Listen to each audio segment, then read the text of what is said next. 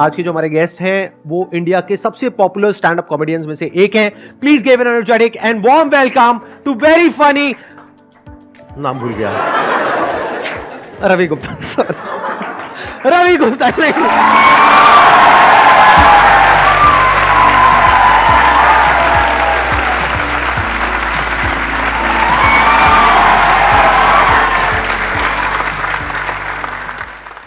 पहली बार ऐसा हुआ कि मैं यहाँ अनाउंस कर रहा था, अभी आपने देखा क्या हुआ यहाँ से पीछे बैक स्टेज से, मैं मतलब अनाउंस कर रहा था और यहाँ होकर के मैं एक्चुअली नाम भूल गया।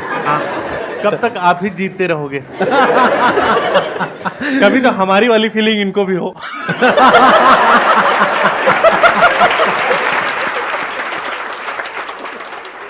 मैं सर को बहुत शुरू से देख रहा हूँ, मतलब मेरा नॉस्टैल्जिया वाली फीलिंग आ रही मुझे, क्योंकि हर एक टाइम आता है जब जिंदगी में सबको संदीप महेश्वरी तो चाहिए ही होता है।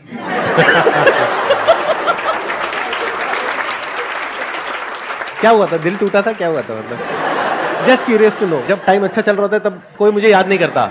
ये बात है, ये जब कुछ गड़बड़ होती है तभी एकदम याद आती है। डॉक्टर की तरह है ये, इनके पास जो है ना तभी जाता है। तो आप मल्टीपल लेवल पे काम आ गए ना। पहले तो एक टाइम पे इन्होंने बोला कि मेरे को वेट कम करना था, तो उन्होंने बोला कि 62 बार 62 बार चबाओ, नहीं 32 बार 32 बार, सॉरी।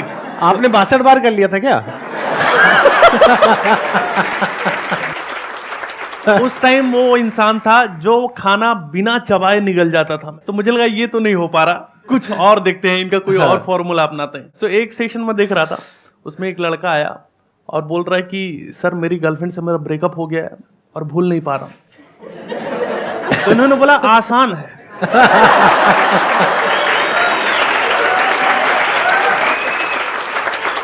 इसने बोला नहीं आसान है। बोल रहा है आपके यहां से एक सेशन करके गया था, how to not forget things. तब से ऐसा हुआ होगा।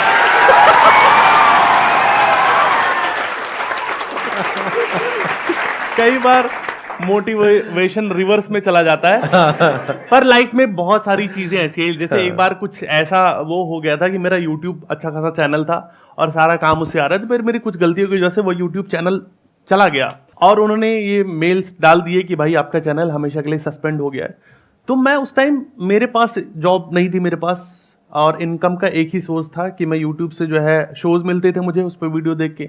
तो उस टाइम फिर मैं आपके वीडियोस देखता था और लगता था यार कि नहीं यार, मतलब कि यूट्यूब ही तो गया है, अभी कैंसर थोड़ी हुआ है या कुछ भी। मुझे लगता है कि हर प्रॉब्लम की एक बड़ी प्रॉब्लम है अगर तुम उसको सोचने बैठो तो। और इनकी जो एनर्जी पूरा सर की एकदम ट्रांसफर कर देते थे, तो लगता था कि यार नहीं। पर तब तक जब तक देख रहे हैं वीडियो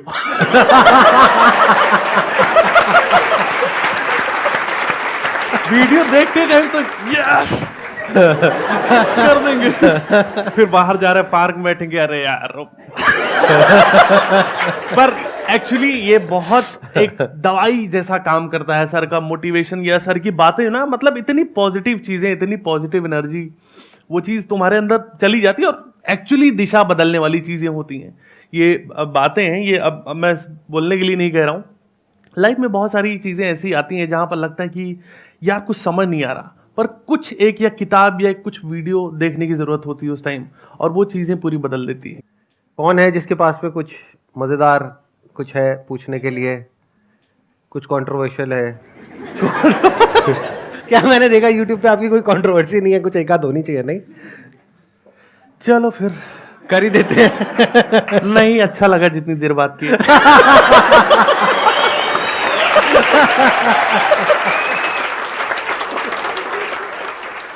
सर मेरा क्वेश्चन ये है सर, एक्चुअली मैं अपनी कॉलेज में जो भी इवेंट्स होता है उसे होस्ट करता हूँ, एंकरिंग करता हूँ। तो सर वहाँ पे ये होता है कभी कभी मैं बहुत प्रिपरेशन करके जाता हूँ, ये जोक मारूंगा, और जोक मारता कोई हंसता ही नहीं है। और कभी कभी ऐसा होता है और ये होता है कि कुछ जोक मारो किसी को समझ ही नहीं आया, तो उस सिचुएशन में फिर मैं ब्लैंक हो जाता हूँ, अब क्या करूँ मैं? फिर उस सिचुएशन सर आप कैसे हैंडल करते हो? कोई जोक मारे कोई हंसा ही नहीं। जब भी ये दिमाग में, तो संदीप सर का एक बहुत पुराना वीडियो है जिसमें इन्होंने खुद ही दिखाया था कि मेरी बेइज्जती देख लो। जहां वो ब्लैकआउट हो गए थे पूरा और सब चीजें। हाँ, सो ये तो पार्ट ऑफ द प्रोसेस है। मुझे लगता है कि आप जितनी बार स्टेज पे जाओगे, और कॉमेडियन या एंकर थोड़ा बेइज्जती सहनी आनी चाहिए जीवन में ना। हमको बेशर्म थोड़ा होना पड़ता है क्योंकि कई बार शो में ऐसे लोग बैठे रहते हैं, जैसे नॉर्मली तो जो लोग ऑडियंस अपनी आती है वो एंजॉय करती है, बट कई बार शो में ऐसे भी लोग होते हैं जो जिंदगी भर नहीं हंसे। उनको हंसी भी आ रही है, हाँ। पर इतने सालों से मुंह बना के जो इज्जत कमाई है उन्होंने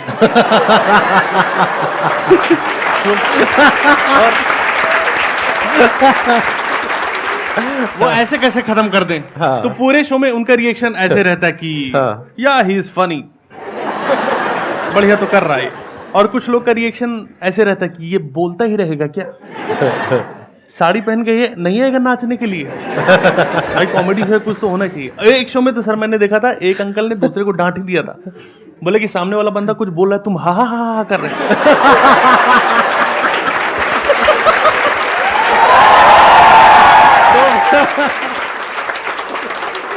तो ये पार्ट ऑफ द गेम है, ये होता है। आपको इस प्रोसेस से गुजरना पड़ेगा, हर इंसान गुजरना पड़ता है। सर भी गुजरे हैं, अभी भी गुजरते हैं, कई अभी भी बार गुजरते हैं, बिल्कुल बिल्कुल। अभी भी हाँ। बहुत बार हो जाता है कि आपके मैं साथ- एक जोक मारता हूँ, मतलब हो जाता है, बहुत बार होता है।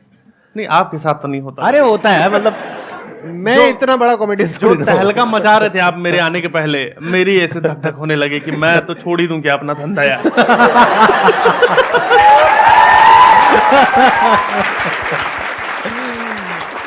मतलब हल्के फुल्के तरीके से संभालो उसको, क्योंकि अगर आप नर्वस हो गए तो वो एक एनर्जी होती है ऑडियंस की, मतलब ऑडियंस समझ जाएगी, ऑडियंस पकड़ लेगी कि भाई यहाँ पे कुछ गड़बड़ हो गई है। अब ऑडियंस एक अलग जोन में चली जाएगी। लेकिन वैसे मैं आपको जनरली बता रहा हूं, अगर आप एंकरिंग कर रहे हो या कॉमेडी कर रहे हो या परफॉर्म कर रहे हो, किसी भी तरीके से बोल रहे हो, तो ऑडियंस आई है इसी उम्मीद में कि आप अच्छा करो। कभी ये मत समझ लेना कि ऑडियंस इस उम्मीद में आई है कि आप बुरा करो। तो अगर इनकेस आपके साथ कुछ गलत हुआ, तो अब अगर आप ओवर कॉन्फिडेंट दिखाने की अपने आप को कोशिश करोगे तो ऑडियंस और कट जाएगी। उस वक्त अपने आप को दिखा दो, मतलब अपने आप को दिखा दो, मतलब चाहो तो कर सकते हो, मतलब हाँ। मतलब कोई आइडिया बुरा नहीं है वैसे, है ना? नहीं, मतलब नहीं, बिल्कुल, अपने आप को बिल्कुल। दिखा दो, एकदम कपड़े बड़े उतार दो, मतलब व्हाटएवर, वो कुछ अलग ही हो जाएगा। ऑडियंस कहेगी ये क्या हो गया, बोलो भाई देखो मैं तो नंगा हो गया, मैं हंसाने की कोशिश कर रहा था, कोई नहीं हंसा।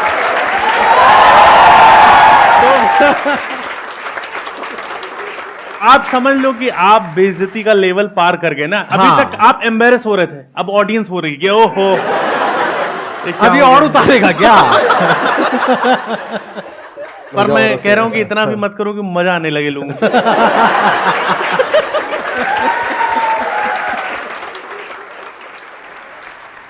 मैं भी मतलब प्रैंक करता था और कॉमेडी और डांस, तो मैं बहुत मतलब डिमोटिवेट हो जाता था, क्योंकि जब मैं प्रैंक करता था एक ऐसा नौबत आ गया था मेरा कि मैं ओनली जो पीके का सीन है ना आमिर खान सर का, कच्चा पहन के मैं पूरा गोरखपुर में हाथ लोगों से मिला रहा था प्रैंक करने के लिए। तो उसके बाद से मतलब मुझे बहुत आलोचना सहना पड़ा, फैमिली से, दोस्तों से बनता है। और साथ में जो मेरे दोस्त है वो वायरल हो गया काफी ज्यादा। वो 8 कपड़े लाख पहन के रहते थे या वो भी कच्चे में थे?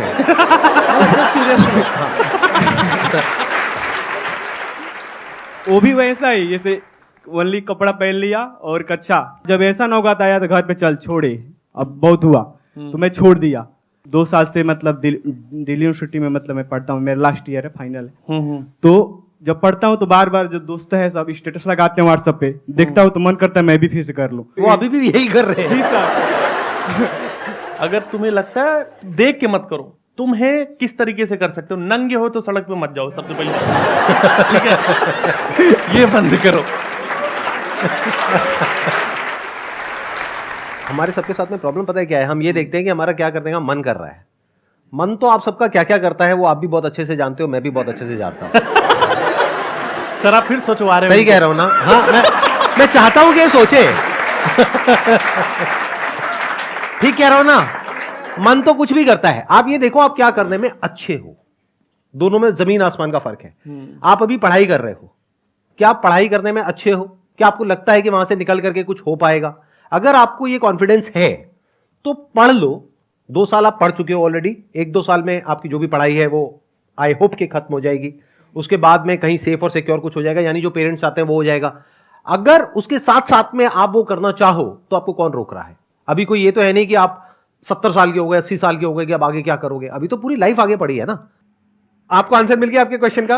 हाँ, एक मिनट, क्या रह गया अब बताओ। यही ना कि मेरे को सबसे पहले पढ़ाई पे फोकस करना है। तब करना है जब आप पढ़ाई में अच्छे हो। हाँ, अच्छे हो तो उस पे पढ़ाई में आप focus कैसे हो? करना अच्छे है। हो? ठीक ठाक नंबर आ रहे हैं? हाँ, ठीक ठाक है। ठीक ठाक है या सही में ठीक ठाक है या अच्छे हैं? ये नहीं है, मैं ठीक ठाक का सिंबल पहली बार। क्वेश्चन बस तू भाई मैं मस्त। सर पूछते हैं लोग तो मतलब क्वेश्चन दे ही देता हूँ। हाँ, क्या? क्वेश्चन सर लोग पूछते हैं, प्रोफेसर जो भी लेक्चरर हैं, हाँ। तो दे ही देता हूँ मतलब। तो क्या दे देते हो? अश्लील लोगों, चुप हो जाओ। मतलब आंसर दे देते हो? हाँ जी। अच्छा, ठीक है। और बाकी मार्क्स कैसे आते हैं साल के एंड में? ठीक ठाक आ जाते हैं? हाँ, ठीक ठाक आ जाते हैं। मतलब टॉप करते हो या कैसे? टॉप तो नहीं करता हूँ, लेकिन एवरेज नहीं, पास से भी ज्यादा ही। ठीक है, तो आई होप आपको आंसर मिल गया आपके क्वेश्चन का। हाँ, बस ये कि मैं तो पढ़ाई पे ही ध्यान दूंगा और कुछ नहीं। Let's give big round of applause for him. Sir first of all आज तो मैं बहुत खुश हूँ आप दोनों से मिलके एक साथ। सर तो मेरा आपसे क्वेश्चन है कि जैसे कि आप पब्लिक के साथ तो कॉमेडी करते ही हो, घर पे भी कॉमेडी की आपने कभी? और अगर की है तो उसका रिएक्शन कैसा रहा है, अच्छा या बुरा? तुम चाहे लाइफ में जितने भी बड़े हो जाओ, चाहे तुम दुनिया लूट लो, मेरी बहन मुझसे बोलती कि तुम्हारे लिए टिकट लेके आते हैं लोग।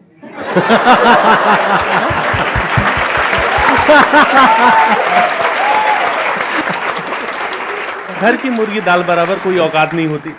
मम्मी अभी भी बोलती कि बेटा, और मेरी मम्मी तो ऐसी है कि ये नहीं कि खाना खाओ जो है, बोला हो गए हो मोटे, थोड़े ढंग से रह लो।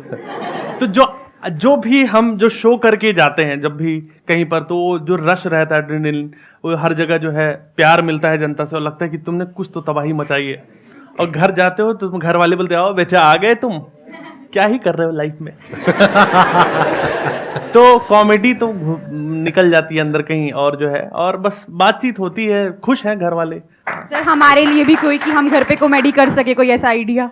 आप घर पे कॉमेडी कैसे कर सको? आप शादी के लिए हाँ कर दो।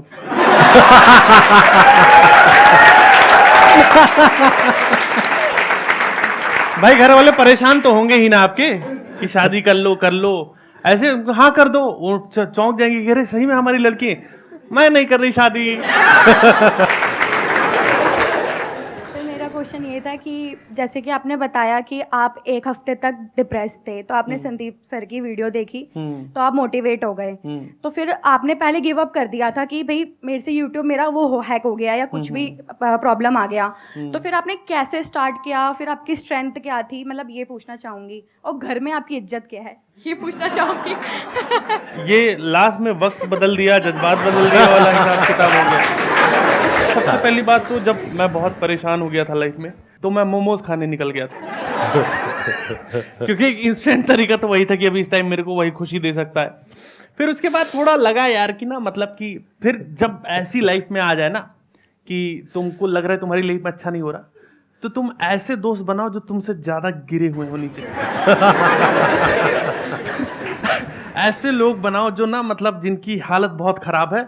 मैं वो चीजें सोचने लग गया था कि यार क्या खराब है, और मुझे कुत्ता तो नहीं काटा ना रास्ते में चलते हुए, वर्स्ट और सोचने लग गया था मैं। लेकिन वो थोड़ी देर के लिए होता है, धीरे धीरे करके आप वो हील करने में टाइम लगता है, क्योंकि वो चीज़ बहुत अंदर तक आपके अंदर है और वो बार बार रहती है ना, तो वो प्रोसेस है, वो आपको समझते रहोगे और धीरे धीरे आपको समझ में आएगा कि अगर आप उस तरफ ही जाओगे तो आपको लगेगा कि नहीं भाई, लाइफ और भी है और तुमको उससे निकलना है, तुमको आगे जीना है और तुमको करना है कुछ।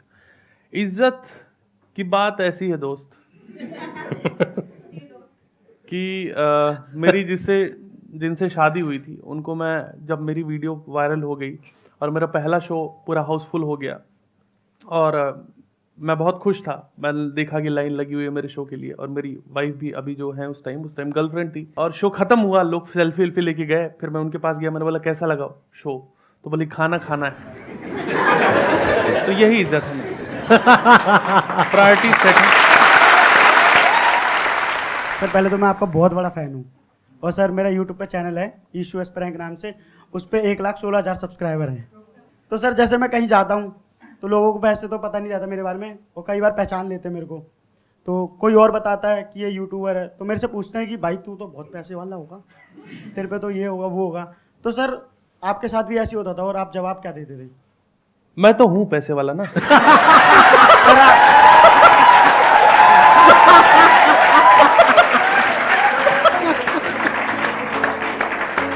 Thank you so much sir यहाँ पर आने के लिए, और मेरे को बहुत बढ़िया लगा आपसे मिल करके।